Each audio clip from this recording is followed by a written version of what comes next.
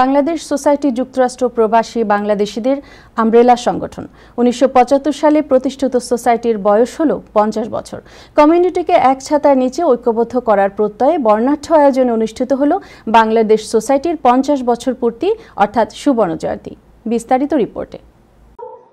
যুক্তরাষ্ট্রের প্রবাসী বাংলাদেশি কমিউনিটিকে এক ছাতার নিচে ঐক্যবদ্ধ করার প্রত্যয়ে স্বপ্নের অভিযাত্রা বাস্তবায়নের লক্ষ্যে অনুষ্ঠিত হলো বাংলাদেশ সোসাইটির ৫০ বছর পূর্তি অর্থাৎ সুবর্ণ জয়ন্তী। রোববার বিকেলে নিউ ইয়র্কের কুইন্সের টেরেস অন দি পার্কে এই উৎসব অনুষ্ঠানের আয়োজন করা হয়। সুবর্ণ জয়ন্তী উৎসবের দীর্ঘ ৭ ঘন্টার অনুষ্ঠানমালার মধ্যে ছিল আলোচনা সভা, পরিচিতি পর্ব, গুণীজনদের সম্মাননা, স্মৃতিচারণ এবং জনপ্রিয় শিল্পীদের পরিবেশনায় মনোজ্ঞ সাংস্কৃতিক অনুষ্ঠান।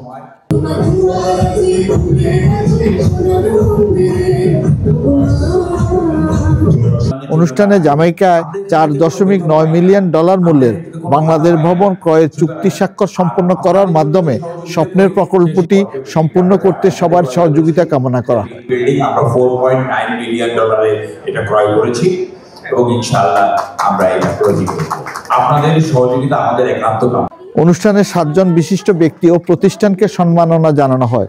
তারা হলেন বাংলাদেশ সোসাইটির সাবেক সভাপতি কোভিড হিরো মরহুম কামাল আহমেদ, সাংবাদিকতা সৈয়দ মোহাম্মদুল্লাহ, ক্রিয়ায় সাইদুর রহমান ডন, কমিউনিটি সেবার জন্য কাজী আজহারুল হক মিলন, সাংস্কৃতিক ও ঐতিহ্যের জন্য সেলিনা আশরাফ, শিক্ষায় মোশাররফ হোসেন খান চৌধুরী, পর উপকারী প্রতিষ্ঠান হিসাবে দি অপটিমিস্ট ইনকর্পোরেটকে সম্মাননা জানানো হয়।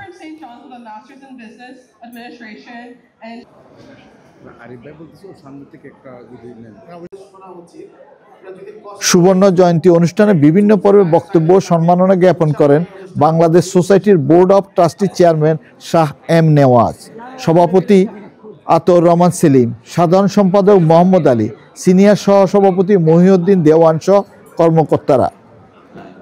অনুষ্ঠানে জেলাভিত্তিক সংগঠন, কমিউনিটি অ্যাক্টিভিস্ট সহ বিপুল সংখ্যক প্রবাসী অংশ নেয়। বাংলাদেশ সোসাইটির দীর্ঘায়ু কামনা করছি।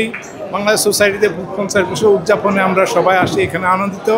আমি মনে করি বাংলাদেশ সোসাইটি এই ৫০ বছর পূর্তিকে শক্তিতে রূপান্তরিত করে আরো অনেক বেশি সমৃদ্ধ হবে। সেই সোসাইটি আজকে ৫০ বছর উৎসব পালন করছে এবং এখানে আসতে পারে আমি নিজেকে ধন্য মনে করছি এবং সোসাইটির আরো উত্তরোত্তর সাফল্য কামনা করছি। জনপ্রিয় শিল্পীদের পরিবেশনায় মনোজ্ঞ সাংস্কৃতিক অনুষ্ঠান আর ডিনারের মধ্য দিয়ে অনুষ্ঠানের পরিসমাপ্তি ঘটে। Mahbub Rashid, Time Television, New York.